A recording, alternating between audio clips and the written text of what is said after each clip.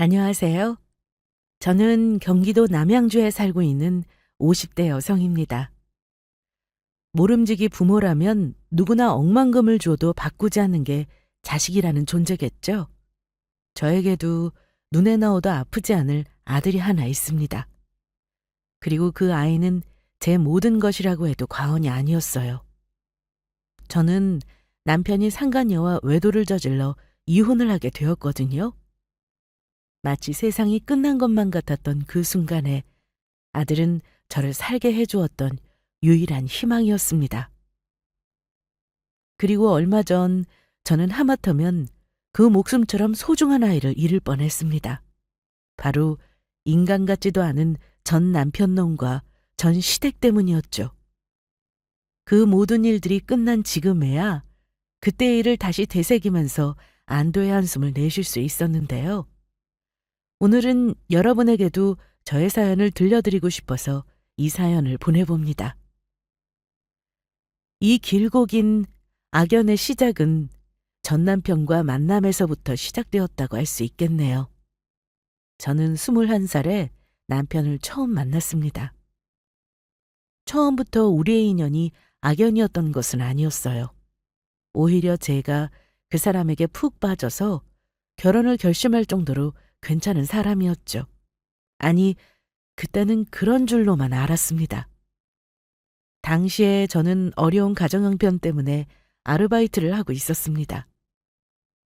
대학을 가고 싶다는 생각은 했었지만 저희 집 형편에 딸 자식 대학 등록금까지 대기에는 무리였어요. 그렇다고 제가 장학금을 받을 만큼 공부를 잘하지도 못했고요. 저희 아버지는 공사장에서 막노동 일을 하셨습니다. 원래는 남들보다 훨씬 건강한 체질이셨죠. 하지만 공사장 일을 하면서 고질적으로 아팠던 허리 통증이 점점 심해진 이후로는 제대로 걷기도 힘들어 하시더라고요. 이제는 엄마가 남의 집 식모살이로 벌어오는 돈으로 사는 수밖에 없었습니다. 어릴 때의 제 기억으로는 아버지는 날마다 집에 누워 계시거나 엄마가 벌어오는 돈으로 소주를 사다 마시는 게 전부였어요. 오빠는 성인이 되자마자 이 집구석이 지긋지긋하다면서 집을 나가버렸고요. 그런데 이런 상황에서 제가 어떻게 대학을 가겠다는 이야기를 할 수 있었겠어요? 하지만 같이 고등학교를 다녔던 친구들을 만날 때마다 그렇게 부러울 수가 없었습니다. 대학에서 옆 학교 학생들과 단체로 미팅을 했던 이야기며 수업 시간에 교수님이 해주셨던 이야기며 하다못해 학식을 먹었다는 이야기마저도 신기하고 부럽더라고요. 한편으로는 저도 꼭 언젠가 기회만 된다면 돈을 모아서 뒤늦게라도 학교에 가겠다는 다짐을 하고는 했었죠. 남편은 그때 제가 격리에 아르바이트를 하고 있던 회사 사장님의 처조카였습니다. 미숙임, 여기 커피 2잔 좀 부탁해. 네, 알겠습니다, 사장님. 남편은 제 나이 또래의 대학생이라고 들었는데 마침 방학을 맞아서 사모님 댁에 놀러 온 거라고 하더라고요. 커피를 타줬더니 저를 빤히 쳐다보고는 고맙다고 말하며 얼굴을 붉히더라고요. 저야 그때의 만남이 처음이자 마지막일 거라고 여겼기 때문에 아무 생각이 없었습니다. 그런데 그 뒤로 성가시게도 회사에 계속 찾아오지 뭐예요? 온갖 핑계를 대면서 놀러 오더니 나중에는 사장님이 자리를 비우고 안 계실 때도 찾아오더라고요. 어, 여기 틀렸는데 이 부분 계산 잘못했어요. 저기요, 오늘 사장님 안 계세요. 출장 가셔서 내일 오신다고요. 제가 성가시다고 했던 이유는 바로 이것 때문이었습니다. 제가 일하고 있는 책상 주위를 빙글빙글 맴돌면서 정말 끝도 없이 계속 지적질을 해댔거든요. 처음에야 고마웠지만 나중에는 귀찮기도 하고 짜증도 나더라고요. 알고 있어요. 아는데 여기는 왜 오신 거예요? 저 선옥 씨 보러요. 알고 있는 줄 알았는데. 남편의 그 뻔뻔한 대답을 들었을 때 어이가 없어서 웃었던 기억이 납니다. 그리고 그 질문을 기점으로 이제 숨길 것도 없어졌다 싶었는지 남편은 본격적으로 저에게 구애를 시작했어요.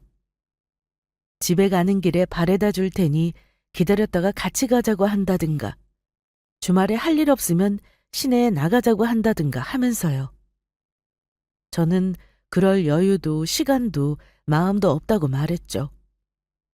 하지만 10번 찍어서 안 넘어가는 나무 없다고 하는 말이 딱 저의 이야기인 줄은 저도 몰랐습니다.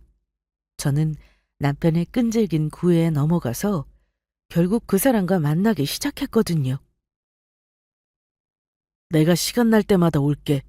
주말에는 당연히 올 거고. 그러니까 기다려줘. 알았지? 알겠어. 조심히 가. 방학 동안의 일탈은 즐거웠습니다. 기간이 정해져 있었기 때문에 더 그랬는지도 모르죠. 남편은 서울에 살고 있었기 때문에 방학이 끝나면 돌아가야 했습니다. 제가 살고 있는 경기도와는 그렇게 먼 거리는 아니었지만 지금처럼 발달하지 않았던 당시의 교통편을 생각해보면 쉽게 올 수 있는 거리도 아니었죠. 저는 우리의 만남도 곧 끝날 거라고 예상했습니다. 하지만 남편은 뜻밖에도 그 약속을 꼬박꼬박 지키더라고요. 매주 찾아온 건 물론이었고 공부를 하는 바쁜 와중에도 틈만 나면 찾아오고는 했어요. 이렇게 자주 올 필요 없어. 힘들잖아. 힘들지. 그래도 보고 싶은 걸 어떡해. 그냥 빨리 결혼해서 너랑 같이 살았으면 좋겠다. 언젠가 너무 보고 싶어서 왔다며 밤차를 타고 저를 찾아온 남편이 다시 새벽차를 타고 올라가면서 그런 말을 하더라고요. 하지만 이제 겨우 24살, 21살이 무슨 결혼이겠어요. 저는 그저 웃으면서 공부하느라 힘들어서 살이 쏙 빠진 남편의 머리를 쓰다듬어 주었습니다. 그런데 그 말이 씨가 되었나 봅니다. 얼마 후 저는 임신을 했다는 사실을 알게 되었거든요. 저는 너무나도 당황스러웠고 그 후로는 두려웠습니다. 저의 미래와 그리고 이 아이의 미래에 대해서 얘기하기에는 너무나도 갑작스러운 일이었거든요. 그리고 무엇보다 두려운 건 남편의 반응이었고요. 한참의 고민 끝에 저는 드디어 마음의 결정을 내리고 저를 찾아온 남편에게 이 소식을 알렸습니다. 남편의 첫 마디는 이것이었습니다. 진짜야? 내가 아빠가 된다고? 우리 이제 어떻게 하면 좋지? 어떡하긴 뭘 어떡해. 당연히 낳아야지. 우리 아이는 하늘이 주신 축복이야. 남편은 1초의 망설임도 없이 당연히 낳아야 한다며 한바구음을 지었습니다. 그리고 당황한 저를 끌어안고는 얼굴에 뽀뽀를 마구 퍼부었고요. 혹시나 남편이 아이를 지우라고 하지는 않을까도 생각했었는데 저의 예상과는 다르게 남편은 너무나도 기뻐했습니다. 그 모습을 보며 눈물이 날 것 같더라고요. 오히려 막상 아이를 가지고 나서 이 사람처럼 기뻐해주지 못했던 제가 뱃속의 아기에게 죄책감이 들 정도로요. 남편은 저에게 당장이라도 양가 부모님을 찾아뵙고 허락을 받은 뒤에 결혼식을 올리자고 말했습니다. 그 다음 날 바로 저희 부모님을 찾아뵈었습니다.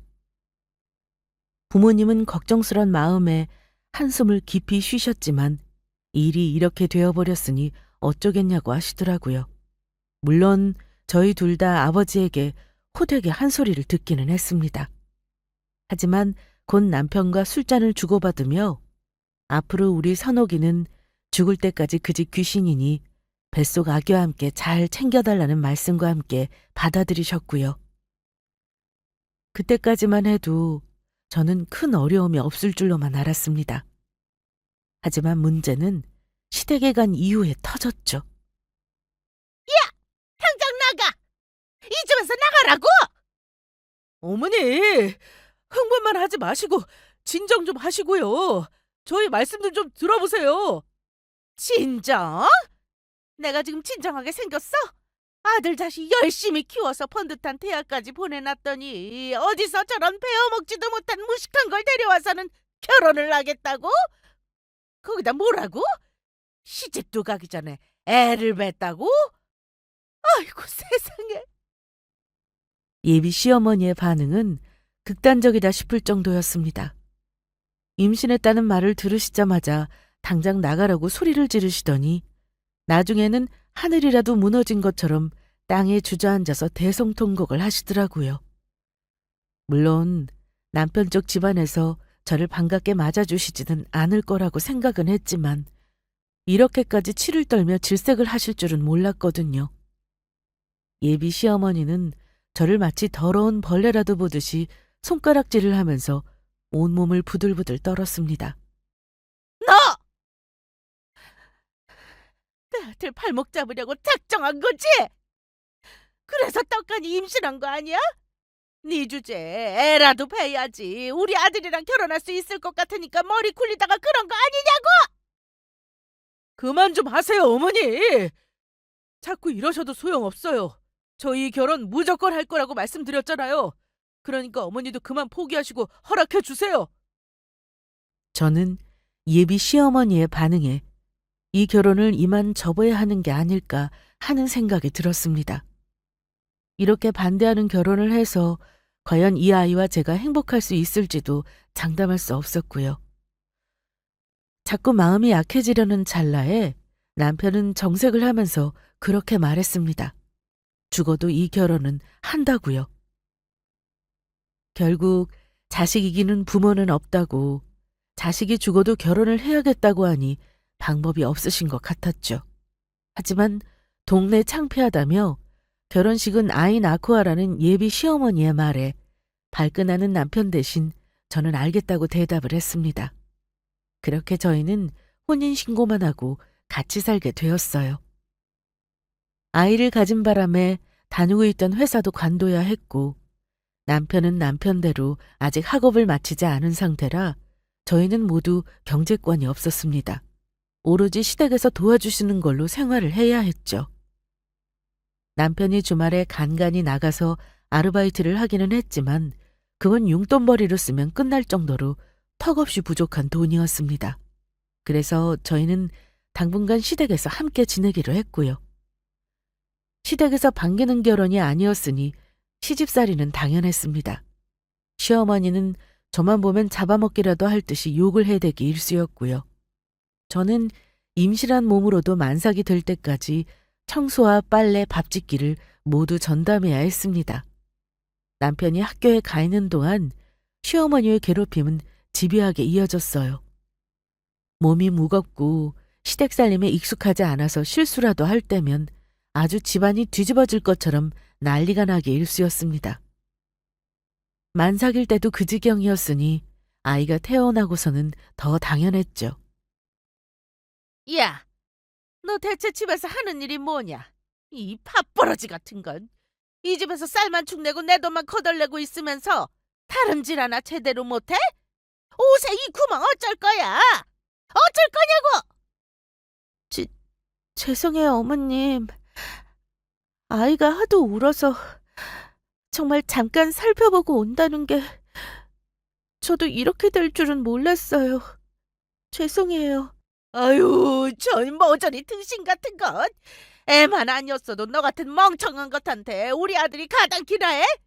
머리가 나쁘면 눈치라도 있든가. 멍청한 년을 들여서 박씨지만 다 말아먹게 생겼네. 3대 독자 핏줄을 낳은 것만 아니었으면 너 같은 건 당장이라도 소방 맞았어. 시어머니는 저를 때리지만 않았다 뿐이지 누가 보면 원수라도 만난 것 마냥 욕을 해대셨고요. 남편은 손이 귀한 집안의 3대 독자였습니다. 그것만 아니었으면 임신이고 뭐고 네가 이 집안에서 들어오는 일은 죽었다 깨어나도 없었을 거라고 하셨죠. 아주 제 얼굴만 보면 그 말을 읊어대셔서 나중에는 자다가도 귓가에 환청이 들릴 지경이었습니다. 하지만 저는 바보 같게도 그런 생각을 했습니다. 탐탁치 않았던 며느리를 어쩔 수 없이 받아들이게 되었으니 저렇게 저를 미워하시는 것도 당연하다고요.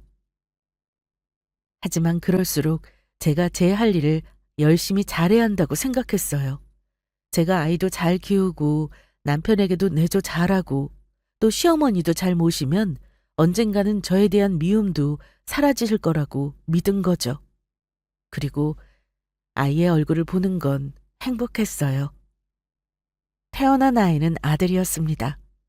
남편과 저를 딱 반반씩 닮은 사랑스러운 아이였어요.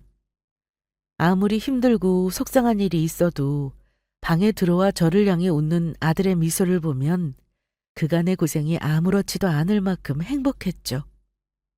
저희 시어머니도 아이를 보고 있을 때면 그나마 눈빛이 달라지시더라고요. 우리 장손, 우리 새끼 하시면서요. 네가 낳은 게 고추 달린 게 아니었으면 넌 벌써 쫓겨났어. 알아? 네, 제가 더 잘할게요, 어머님. 저 좀 예쁘게 봐주세요. 그나저나 애는 엄마 머리를 닮는다는데 청훈이가 아빠 닮아야지 널 닮아서 멍청하면 정말 큰일이야. 물론 아직 다 크지도 않은 아이를 향해서 하시는 말씀은 듣기 좀 힘들었지만요. 그리고 제가 그런 것처럼 남편도 아이를 너무 예뻐했습니다. 신기하게도 저 조그만 얼굴에 본인 얼굴이 다 들어가 있다고 뿌듯해하기도 하면서요. 시간이 흘러 남편은 대학교 졸업반이 되었고 한참 취업 준비를 하느라 정신이 없었습니다. 도서관에서 공부를 하느라 아침에 나가 밤늦게 들어오기 일쑤였고요. 덕분에 아이를 보는 건 대부분 저 혼자의 몫이었지만 남편이 취업만 하면 상황이 훨씬 나아질 거라 기대하면서 참을 수 있었습니다.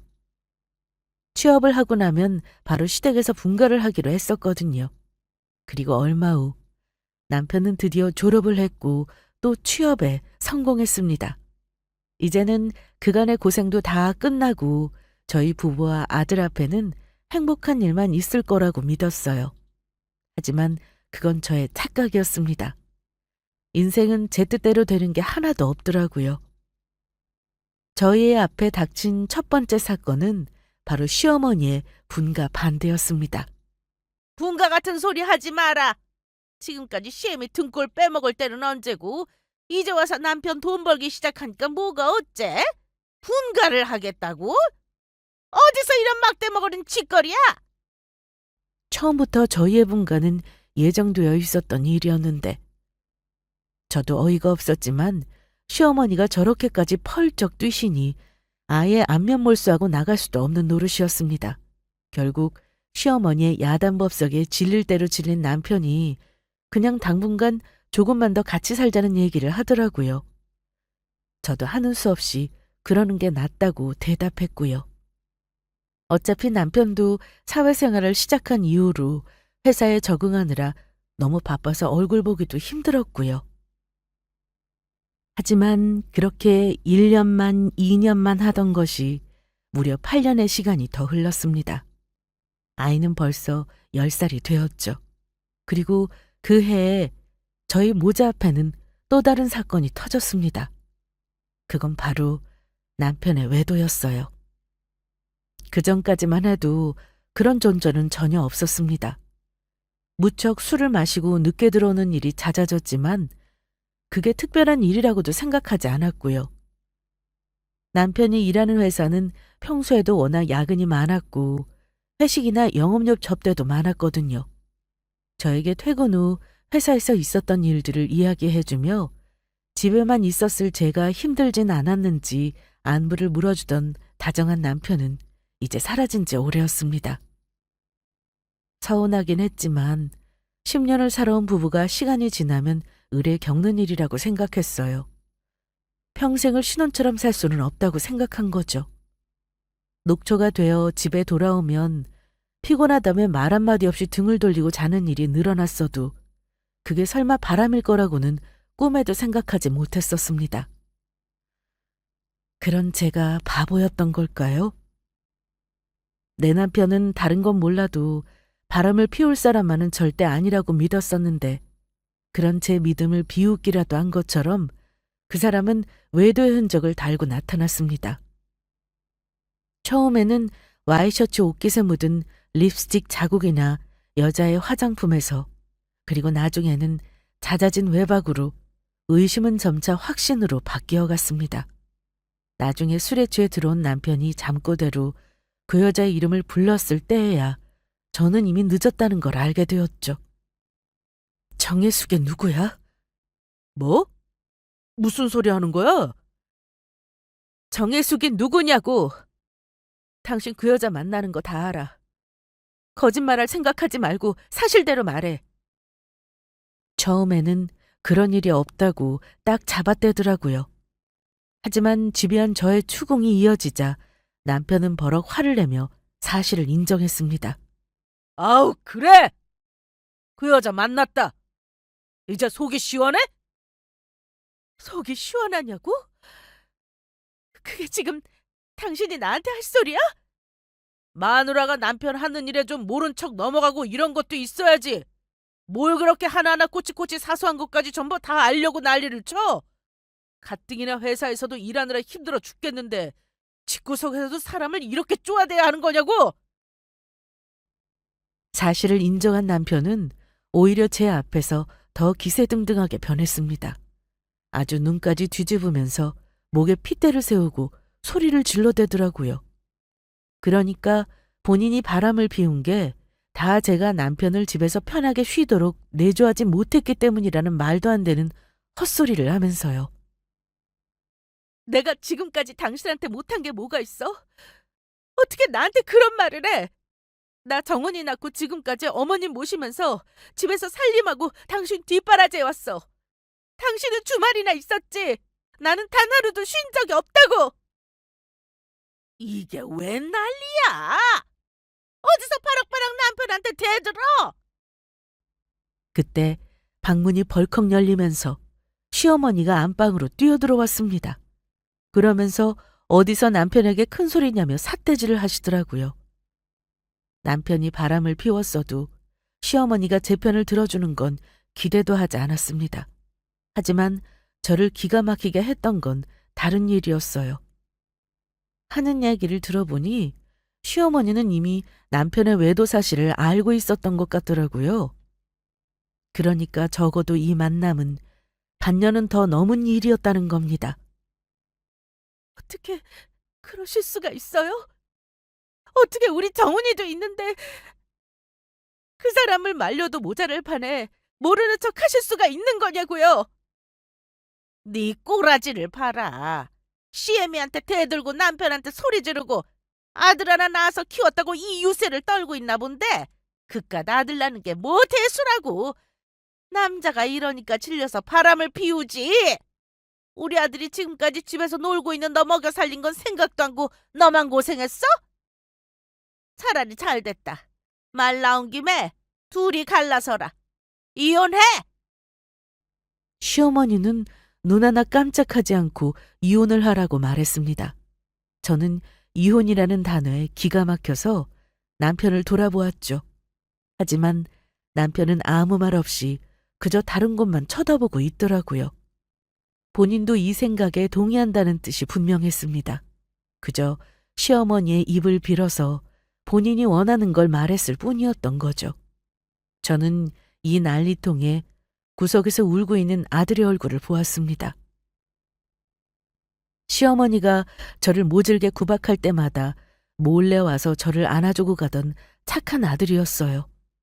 그 얼굴을 보는 순간 저는 아이를 위해서라도 더는 이 집안에서 이대로 살면 안 되겠다는 생각이 들었습니다. 그래서 말했어요. 좋다고요. 협의 이혼해 줄 테니 정훈이는 제가 데려가겠다고 말했죠. 그런데 두 사람의 반응은 전혀 예상 밖이었습니다. 장손 타령을 해대던 시어머니도 아들이라면 그래도 끔찍하던 남편 놈도 모두 순순히 알겠다고 하더라고요. 물론 겉으로는 선심을 쓰는 척하면서 그래도 애는 엄마가 키우는 게 낫겠지 하며 위선을 떨었지만 저는 알고 있었어요. 그 말을 들은 순간 분명히 반가워하는 기색을요. 나중에야 내막을 알게 되었지만 남편이 바람을 피운 상간녀는 엄청난 부자였다고 합니다. 장인이 서울 한복판에 건물을 몇 채나 가지고 있었다고요. 상간녀는 전 남편과 이혼을 한 상태였는데 그 와중에 동료의 소개로 제 남편을 만나게 되었고요. 그리고 저와 이혼하고 그 상간녀와 재혼을 하려는 과정에서 이미 끝낸 이야기였다고 하더라고요.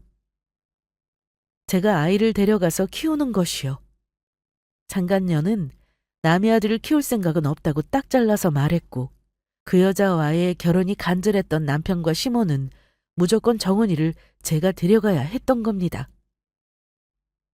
10년의 결혼 생활 끝에 위자료로 집을 구할 보증금 약간. 그게 이 결혼 생활이 저에게 남긴 전부였어요. 아이를 데려오는 것에 정신이 팔려 다른 조건은 길게 따질 생각도 하지 못했습니다.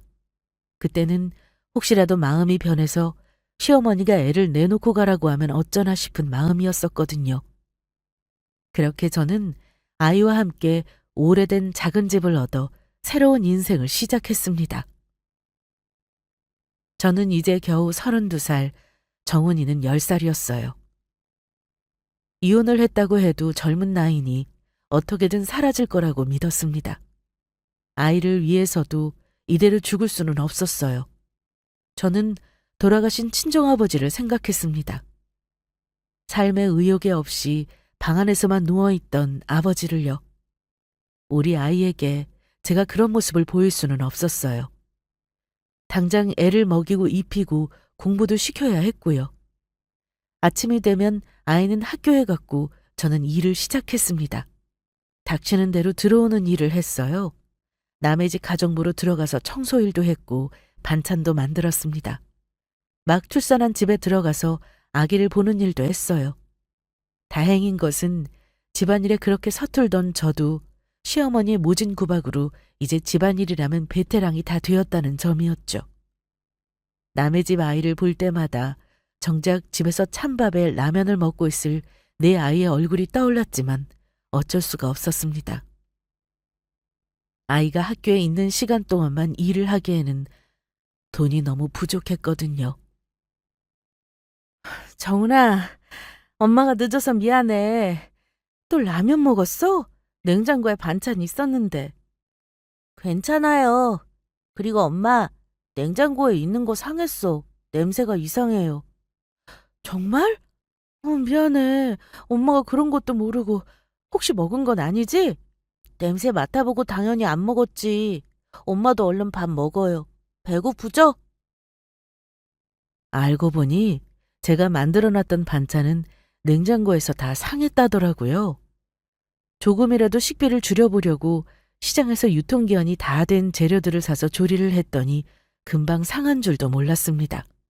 미안해서 할 말이 없더라고요. 하지만 아들은 오히려 그 고사리 같은 손으로 제가 먹을 밥을 차리고 있었습니다. 김치볶음밥을 했다면서 위에 계란 후라이까지 올려서요. 찬물에 설거지를 한 건지 아들의 두 손은 온통 차갑고 새파랗게 변해 있었습니다.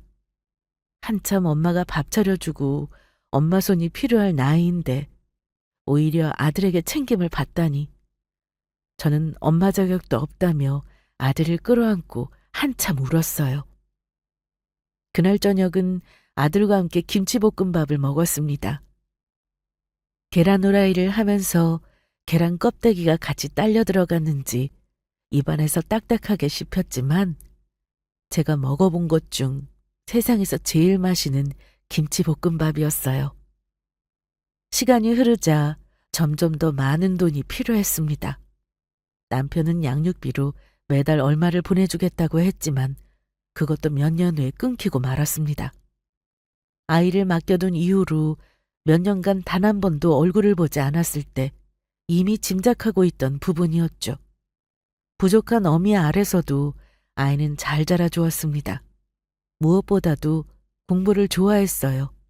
또 잘했고요. 아이에게 문제집이라도 한 권 더 사주려면 제가 일을 더 늘리는 수밖에 없었죠.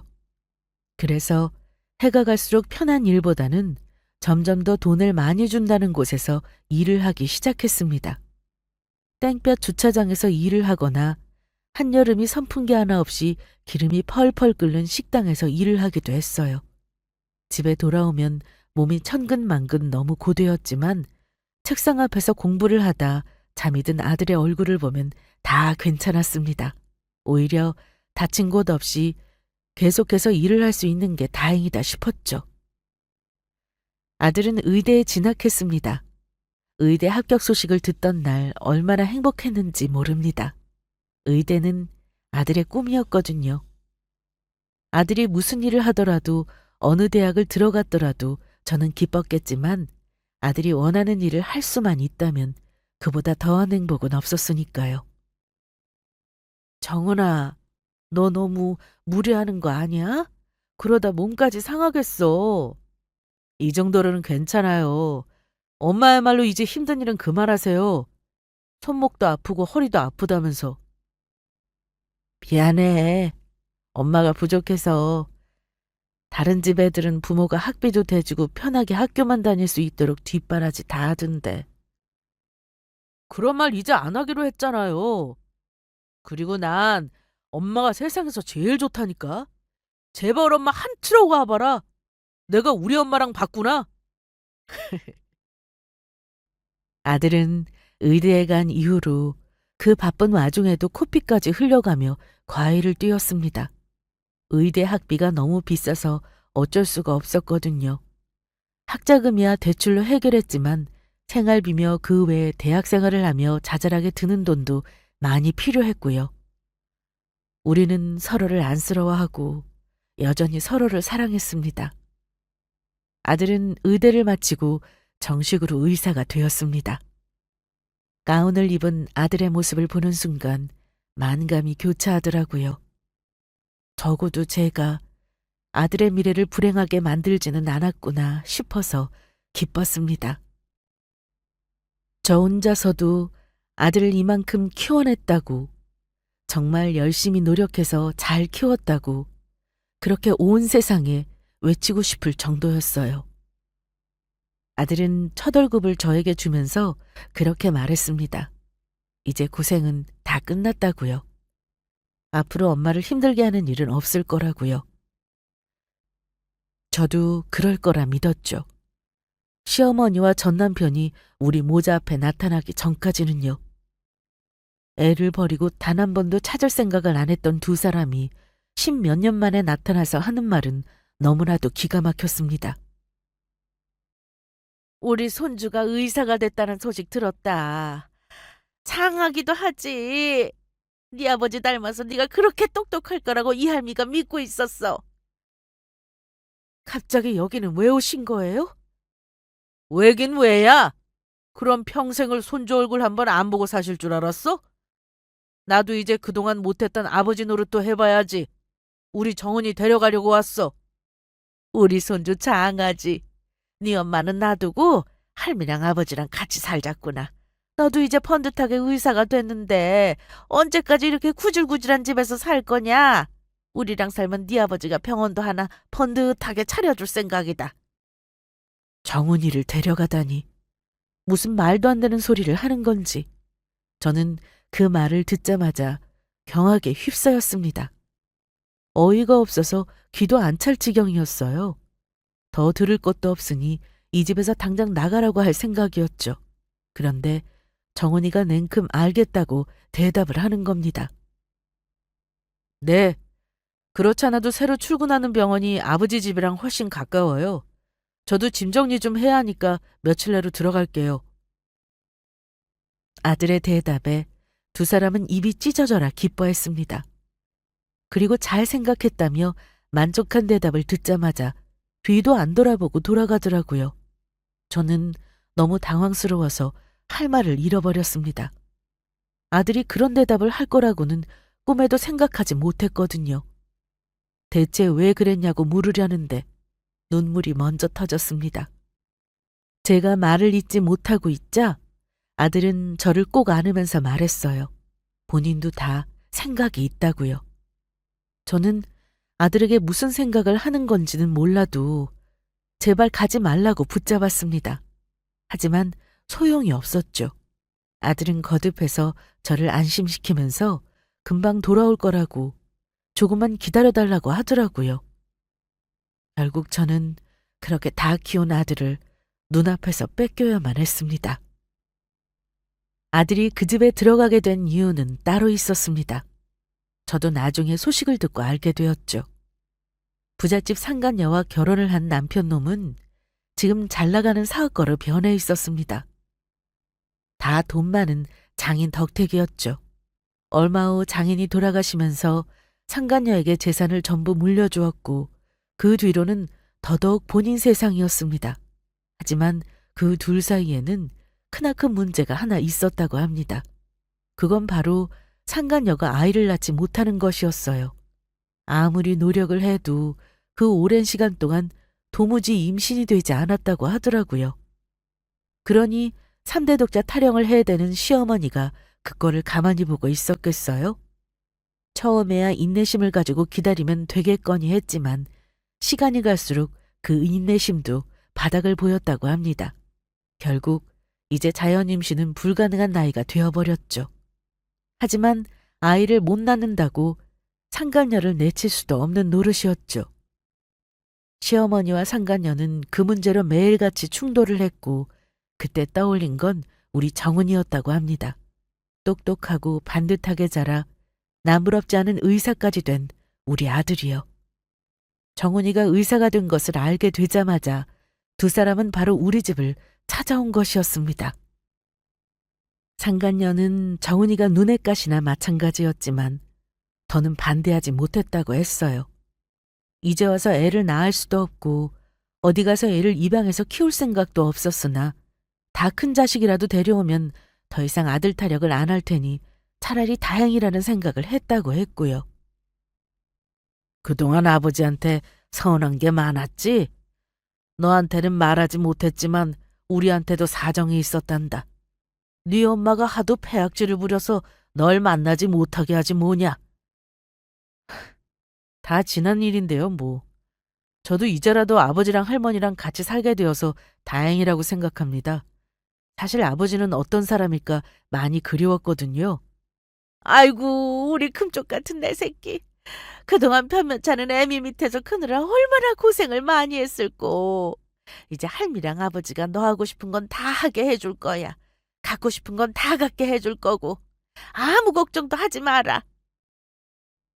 시댁에서는 그동안 제가 아이를 만나지 못하게 했다는 거짓말까지 했습니다.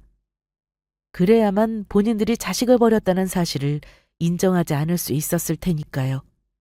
정은이는 다 지난 일이라며 과거를 잊고 앞으로 못다한 정만 나누며 살고 싶다는 대답을 했습니다. 그리고 새어머니한테도 제가 잘할게요. 그래, 말이라도 그렇게 해주니 고맙구나. 졸제 이렇게 다 큰 아들이 생겼네. 당신 배 하나도 안 아프고 이렇게 번듯한 아들이 생겼으니 더 좋은 거 아니야? 거봐, 내 말대로 같이 살길 잘했지? 아들의 말에 상간녀는 그제서야 기분이 좀 풀린 듯 미소를 보였어요. 남편의 말대로 본인 입장에서도 전혀 나쁠 것이 없는 상황이었으니까요.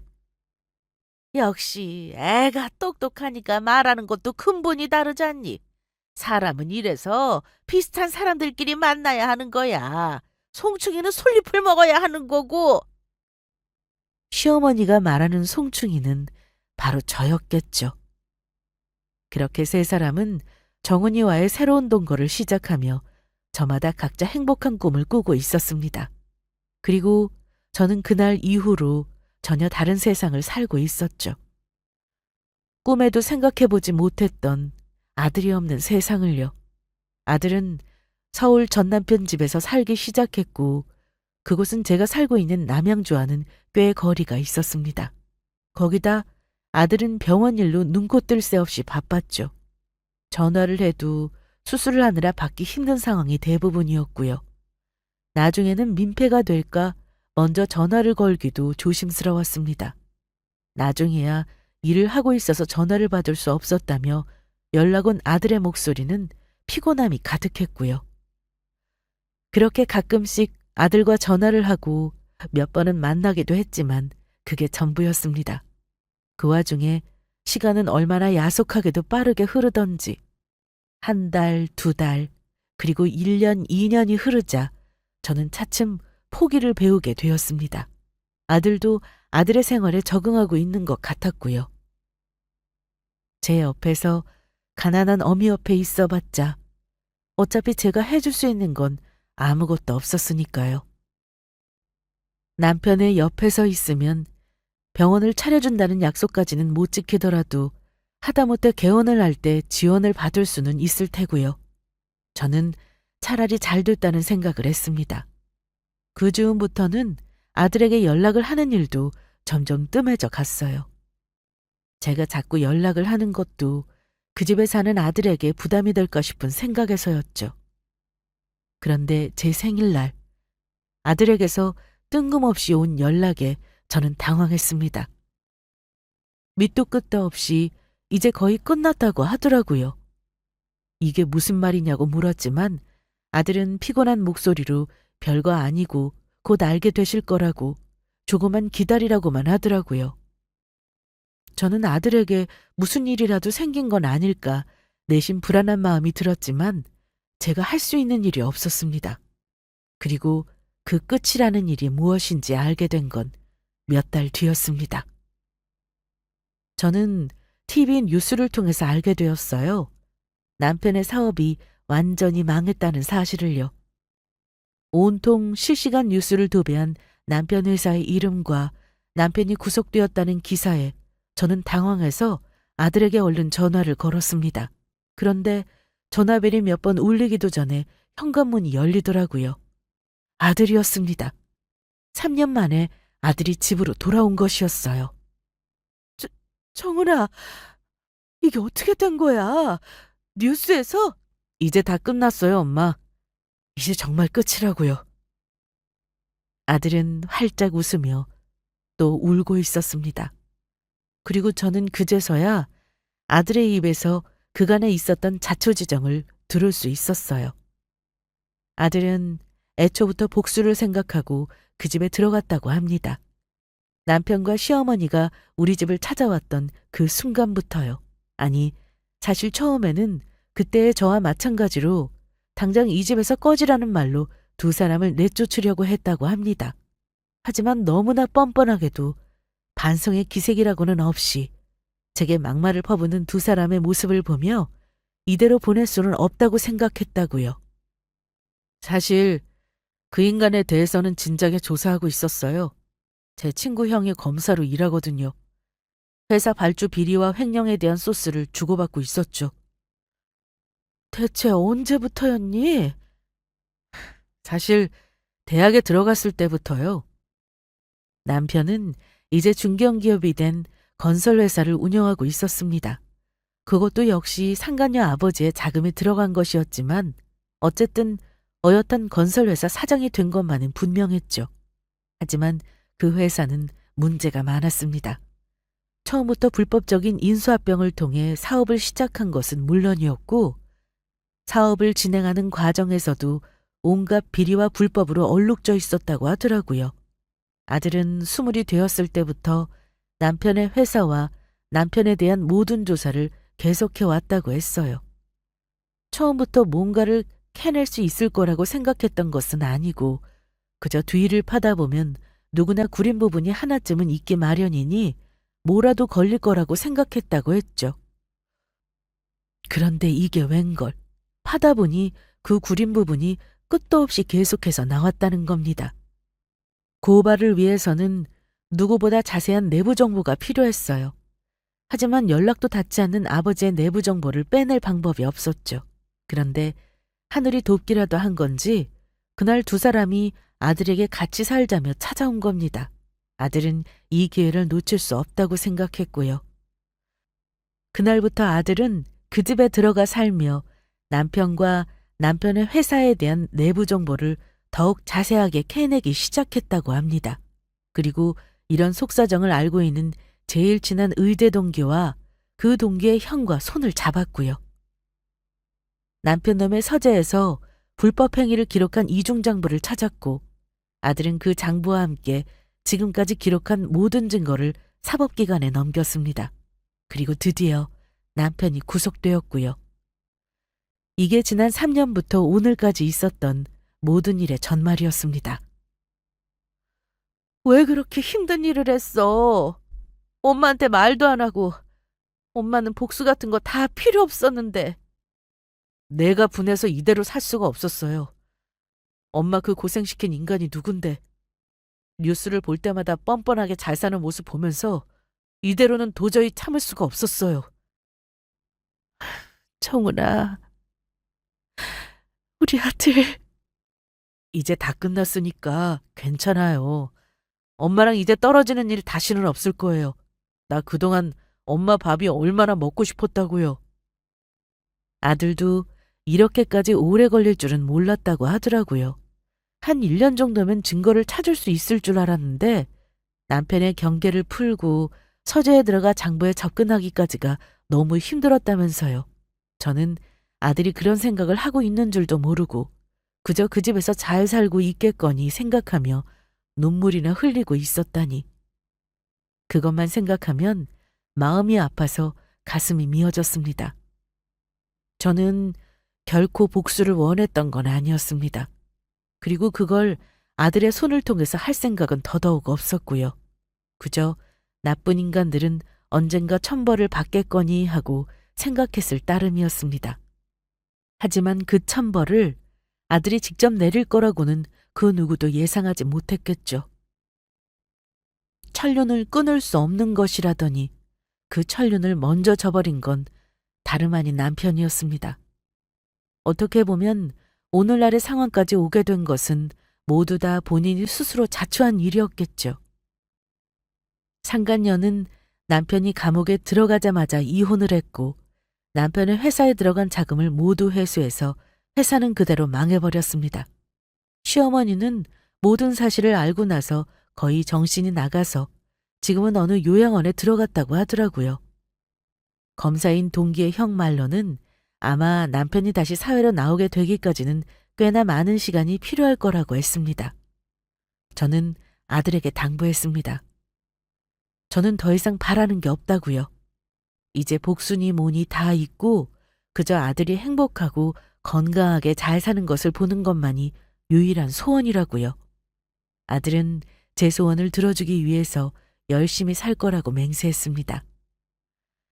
이제와 돌아보니 웃고 울고 원망했었던 그 모든 시간들이 다 꿈같이 느껴지기만 하더라고요. 저는 우리 아들과 함께 이제 뉴스는 보지 않고 열심히 남은 생을 묵묵히 살아가려고 합니다. 혹시나 저처럼 과거의 아픔에 매달려 있거나 아직까지도 과거의 일로 고통받고 계시는 분들이 있다면 이 이야기가 조금이나마 위로가 되었으면 좋겠습니다. 과거는 과거일 뿐 미래에는 끝없는 행복이 여러분을 기다리고 있다는 걸, 그러니 절대 포기하지 말라는 말씀을 드리고 싶어요. 여기까지 들어주셔서 감사합니다.